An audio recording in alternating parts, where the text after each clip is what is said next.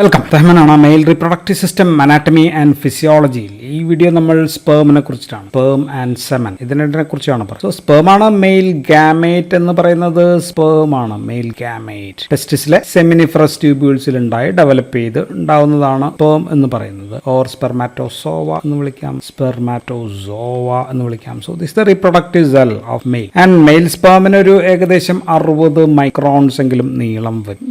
And sperm count എന്ന് പറയുന്നത് ഒരു 50 to 100 മില്യൺ ആണ്. Million cells per ml. ഒരു ml കണക്കാണ് ഞാൻ ഈ പറഞ്ഞത്. ഒരു ml ഇത്രയെങ്കിലും സാധാരണ ഉണ്ടാകും. ആൻഡ് പുരുഷന്മാരിൽ അവരുടെ ജെനിറ്റൽ ട്രാക്റ്റിൽ ഈ സ്പേമിന് എത്രയാൾ നേരം ദീർഘനാൾ ജീവിക്കാം. പക്ഷെ ഒരിക്കൽ പുറത്തേക്ക് എത്തിക്കഴിഞ്ഞാൽ, പുറത്തേക്ക് എത്തുന്നതിനെ നമ്മൾ ഇജാക്കുലേഷൻ എന്നാണ് പറയാം. ഇജാക്കുലേറ്റ് ചെയ്ത് കഴിഞ്ഞു കഴിഞ്ഞാൽ, പുറത്തെത്തിക്കഴിഞ്ഞാൽ ഇതിന്റെ സർവൈവൽ ടൈം എന്ന് പറയുന്നത് ഒരു 24 to 48 മണിക്കൂർ മാത്രമാണ്. ആൻഡ് ഫീമെയിൽ ജെനിറ്റൽ ട്രാക്റ്റിൽ ഇതിന് സെമന് മൂവ് ചെയ്യാൻ പറ്റും. മൂവ് ചെയ്യുന്നത് ഒരു 3 millimeter per minute എന്ന കണക്കിലാണ് നീങ്ങുക. സോ ഇങ്ങനെ നീങ്ങുന്നതിനെ നമ്മൾ ഫ്ലജല്ലേറ്റഡ് മൂവ്മെന്റ് എന്ന് നമ്മൾ പറയും. ആൻഡ് ആസിഡിക് കണ്ടീഷൻസ് ആണെങ്കിൽ ഇതിന് പക്ഷേ മൂവ് ചെയ്യാൻ പറ്റില്ല. ആൽക്കലൈൻ ആണെങ്കിൽ ആൽക്കലൈൻ കണ്ടീഷൻസിൽ ഇത് മൂവ് ചെയ്യാൻ പറ്റും. സോ ഇങ്ങനെ നീങ്ങി ഫെലോപ്പിൻ ട്യൂബിൽ എത്തണമല്ലോ. ഫെലോപ്പിൻ ട്യൂബിലാണല്ലോ ഫെർട്ടിലൈസേഷൻ നടക്കുക. അതിന് ഏകദേശം ഒരു 30 to 60 മിനിറ്റ്സിനകം ഇത് ഫാലോപ്പിയൻ ട്യൂബ്സിൽ എത്തും. അവിടെ വെച്ചിട്ട് ഫെർട്ടിലൈസേഷൻ നടക്കാം. അപ്പൊ നമുക്ക് സ്പേമിന്റെ സ്ട്രക്ചർ നോക്കി കഴിഞ്ഞാൽ 4 ഭാഗമുള്ളത്.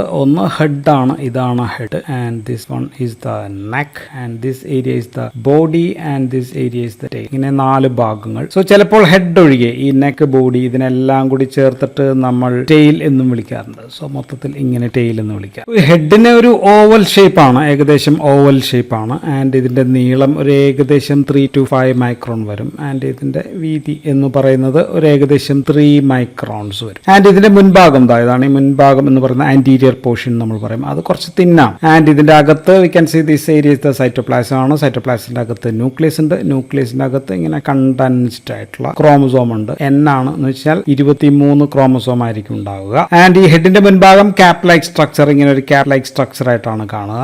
ആൻഡ് ഇതിനെ നമ്മൾ അക്രോസോം എന്നാണ് വിളിക്കുക. അക്രോസോം എന്ന് വിളിക്കും. ആൻഡ് ഈ അക്രോസോമിൽ ക്യാപ് ലൈക്ക് സ്ട്രക്ചറിൽ ധാരാളം മ്യൂക്കോപോളിസാക്കറൈഡ്സ് ഉണ്ട്. ദെൻ ആസിഡ് ഫോസ്ഫറ്റേസ് എൻസൈം ഉണ്ട്. ദെൻ വേറെ എൻസൈം ഹയാലുറോണിഡേസ് എന്ന് പറയുന്ന എൻസൈം ഉണ്ട്. ദെൻ പിന്നെ ഉള്ളത് വേരിയസ് അതർ പ്രോട്ടിയോലൈറ്റിക് എൻസൈംസ് ഉണ്ട്. പ്രോട്ടിയോലിറ്റിക് എൻസൈംസ് ഇതിനകത്ത്. ഇതെന്തിനാണ് ഇത്രയും എൻസൈംസ് എന്നൊക്കെ പറഞ്ഞു കഴിഞ്ഞാൽ, ഇതുണ്ടെങ്കിലേ ഇത് ഓവാണെങ്കിൽ ഈ സ്പേമിന് ഇങ്ങനെ ഇതിനകത്ത് പെനിട്രേറ്റ് ചെയ്യണമെങ്കിൽ ഇങ്ങനെയുള്ള പ്രോട്ടിയോലിറ്റിക് എൻസൈംസ് ഒക്കെ ആണെങ്കിൽ മാത്രമേ അതിനകത്തുള്ള ന്യൂക്ലിയസിനെ ഇതിനകത്തായിട്ട് കണക്ട് ചെയ്യാൻ പറ്റുള്ളൂ, അകത്തേക്ക് കടത്തിവിടാൻ പറ്റും. ഇനി രണ്ടാമത്തെ ഭാഗം എന്ന് പറയുന്നത് നെക്കാണ്. നെക്ക് എന്ന് വെച്ചാൽ ഇവിടുന്ന് ഇവിടം വരെയുള്ളൂ ഒരു ചെറിയ ഭാഗമാണ്. ആൻഡ് ഇതിന്റെ ആന്റീരിയർ എൻഡ്, ഇതാണ് മുൻവശം. ആന്റീരിയർ എൻഡിൽ ഒരു ഡിസ്ക് ഷേപ്പ് ആയിട്ടുള്ള ഒരു ആന്റീരിയർ എൻഡ് നോബ് എന്നാണ്. ആന്റീരിയർ എൻഡ് നോബിന്റെ സ്പെല്ലിംഗ് KNOB ആണ്, നോബാണ്. അല്ലെങ്കിൽ അതിനെ പ്രോക്സിമൽ സെൻട്രിയോൾ എന്നും നമ്മൾ വിളിക്കാറുണ്ട്. ആൻഡ് ഇതുപോലെ പോസ്റ്റീരിയർ എൻഡിൽ ഇവിടെയും ഉണ്ട് ഒരു പോസ്റ്റീരിയർ എൻഡ് നോബ് എന്ന് പറയുന്ന സംഭവം ഇവിടെയും ഉണ്ട്. ആൻഡ് ഈ പോസ്റ്റീരിയർ എൻഡ് നോബിൽ നിന്നാണ് ഈ കാണുന്ന ഇങ്ങനെയുള്ള പുതിയ സംഭവം തുടങ്ങുന്നത്. ആൻഡ് ഇതിനെ നമ്മൾ ആക്സിയൽ ഫിലമെന്റ് എന്നാണ്, ആക്സിയൽ ഫിലമെന്റ് എന്ന് നമുക്ക് വിളിക്കാം. ആൻഡ് ഈ ആക്സിയൽ ഫിലമെന്റ് നോക്കി കഴിഞ്ഞാൽ ഇങ്ങനെ ഇവിടെ പോയി അറ്റം വരെ നമുക്ക് കാണാൻ പറ്റും. ടെയിലിന്റെ അറ്റം വരെ സംഭവം ഉണ്ട്. ആൻഡ് ഈ നെക്കും ഈ അടുത്ത ബോഡി ഭാഗം കൂടി ചേർത്തിട്ട് ചിലപ്പോൾ നമ്മൾ ഇതിനെ മിഡ് പീസ് എന്നും വിളിക്കാം. So mid piece, tail and head എന്നും അങ്ങനെയും ക്ലാസിഫൈ ചെയ്യാറ് ഭാഗങ്ങളെ. ഇനി മൂന്നാമത്തെ ഭാഗം ഇതാണ് ബോഡി എന്ന് പറയുന്ന ഭാഗം. ആൻഡ് ഇത് ഏകദേശം നോക്കിക്കഴിഞ്ഞാൽ കുറച്ച് സിലിണ്ട്രിക്കൽ ഷേപ്പാണ്. ഏകദേശം 5 to 9 മൈക്രോൺസ് ഒക്കെ നീളമുണ്ട്. ആൻഡ് ഇതിന്റെ നടുവിൽ ഒരു സെൻട്രൽ കോർ, ആൻഡ് ഈ ഭാഗമാണ് സെൻട്രൽ കോർ എന്ന് പറയുന്ന ഈ ഭാഗം. ആൻഡ് ഇത് നത്തിങ് ബട്ട് നേരത്തെ പറഞ്ഞ ആക്സിയൽ ഫിലമെന്റ് തന്നെയാണ്. സോ ഇതിനെ ആക്സോനീം എന്ന് വിളിക്കാറുണ്ട്, ആക്സോനീം. ആൻഡ് ഇതിലെ ഒരു 11 മൈക്രോ ഫിലമെന്റ് ആണ് ഇങ്ങനെ അങ്ങ് പോവുക. ആൻഡ് ഇതിന് ചുറ്റും ഇതാണ് സൈറ്റോപ്ലാസ്മിക് ക്യാപ്സ്യൂൾ എന്ന് പറയുന്നത്. ഇതിന് ചുറ്റും സൈറ്റോപ്ലാസ്മിക് ക്യാപ്സ്യൂൾ ഉണ്ട്. ആൻഡ് ഈ axial filament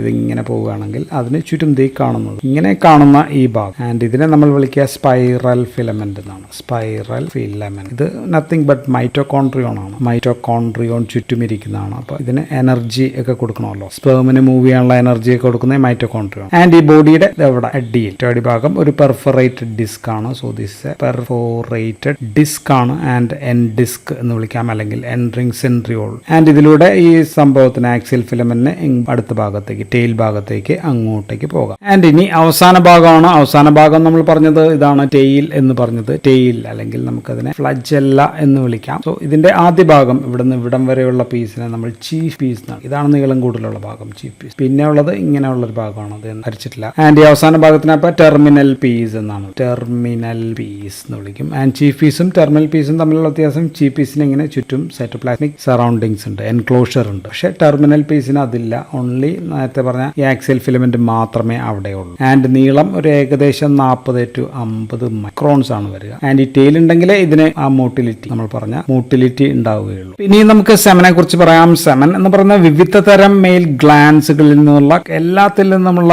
collection of fluid ആണ്. So it's A composite mixture ആണ്, കമ്പോസിറ്റ് മിക്സ്ചർ ഫ്ലൂയിഡ് ആണ്. എവിടെ നിന്നൊക്കെയാണ് എന്ന് ചോദിച്ചു കഴിഞ്ഞാൽ, ഒന്ന് നമ്മളുടെ പ്രധാനപ്പെട്ട ടെസ്റ്റിസിൽ നിന്ന് സെമിനിഫറസ് ട്യൂബ്യൂൾസ് നിന്നുണ്ടാകുന്ന സ്പേം ഉൾപ്പെടെയുള്ള ആ ഫ്ലൂയിഡ് ഉണ്ട്.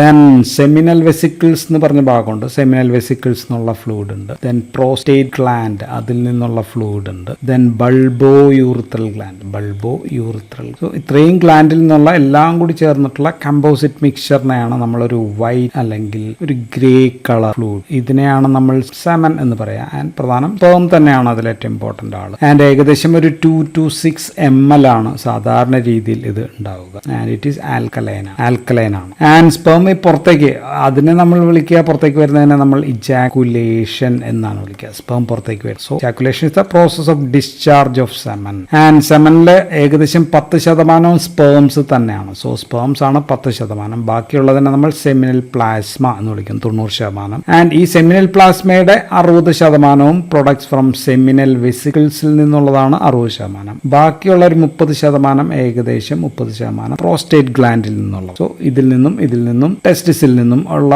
ആ മിക്സ്ചറിനെയാണ് നമ്മൾ സെമൻ എന്ന് പറയാം. അപ്പോൾ സെമിനൽ വെസിക്കിൾസിൽ നിന്ന് എന്തൊക്കെ ഉണ്ടെന്ന് നോക്കി കഴിഞ്ഞാൽ vitamin C or ascorbic acid ഉണ്ട്, ദെൻ ഫൈബ്രിനോജൻ ഉണ്ട്, ഫ്ലേവിൻസ് ഉണ്ട്, ഫ്രക്ടോസ് അതിന് എനർജി കൊടുക്കുന്ന, ഐനോസിറ്റോൾ, പെപ്സിനോജൻ, ഫോസ്ഫാറ്റിഡൈൽകോളിൻ, പ്രോസ്റ്റാഗ്ലാൻഡിൻസ് മൂവ്മെന്റിനൊക്കെ സഹായിക്കും, സിട്രേറ്റ്, സിട്രിക് ആസിഡ്, ഇതൊക്കെയാണ് സെമിനൽ വെസിക്കിൾസിൽ നിന്നുള്ളത്. ആൻഡ് പ്രോസ്റ്റേറ്റ് ഗ്ലാൻഡ് നോക്കി കഴിഞ്ഞാൽ വിവിധ എൻസൈം ആസിഡ് ഫോസ്ഫേറ്റേസ് ഉണ്ട്, കൊളസ്ട്രോൾ ഉണ്ട്, ക്ലോട്ടിംഗ് എൻസൈംസ് ഉണ്ട്, ഫൈബ്രിനോലൈസിൻ, ദെൻ എനർജിക്ക് വീണ്ടും ഗ്ലൂക്കോസ് ഉണ്ട്, ലാക്ടേറ്റ് ഡിഹൈഡ്രോജനേസ്, പ്രോസ്ഫോലിപിഡ്സ് ഉണ്ട്, plasminogen activators, spermine, bicarbonate, calcium, citrate, sodium, zinc. So ഇങ്ങനെയൊക്കെയുള്ള സംഭവങ്ങളൊക്കെയാണ് പ്രോസ്റ്റേറ്റ് ഗ്ലാൻഡിൽ നിന്ന് വരും. സോ ഫ്രക്ടോസും ഗ്ലൂക്കോസ് ഒക്കെ ആയിരിക്കും എനർജി കൊടുക്കുക. പ്രോസ്റ്റേറ്റ് ഗ്ലാൻഡിൻ E2 ഞാൻ പറഞ്ഞു മൂവ്മെന്റിനെ സഹായിക്കും. ആൻഡ് മറ്റേത് ബാക്കിയുള്ളതിനൊക്കെ ഫംഗ്ഷൻസ് ഉണ്ട്. ഉദാഹരണത്തിന് ഫൈബ്രിനോജൻ അത് കട്ട പിടിക്കാൻ സഹായിക്കും. ദെൻ ഫൈബ്രിനോലൈസിൻ ആ കട്ട പിടിച്ചത് അലിയിക്കാനായിട്ട് സഹായിക്കുന്നു. ഇങ്ങനെയൊക്കെയാണ് അതിന്റെ ഫംഗ്ഷൻസ്. ഇനി ഫെർട്ടിലിറ്റി നടക്കണമെങ്കിൽ സെമന് വേണ്ട ക്വാളിറ്റീസ് ഒക്കെ നോക്കിക്കഴിഞ്ഞാൽ, ഒന്ന് വോളിയമാണ്. Minimum 2 ml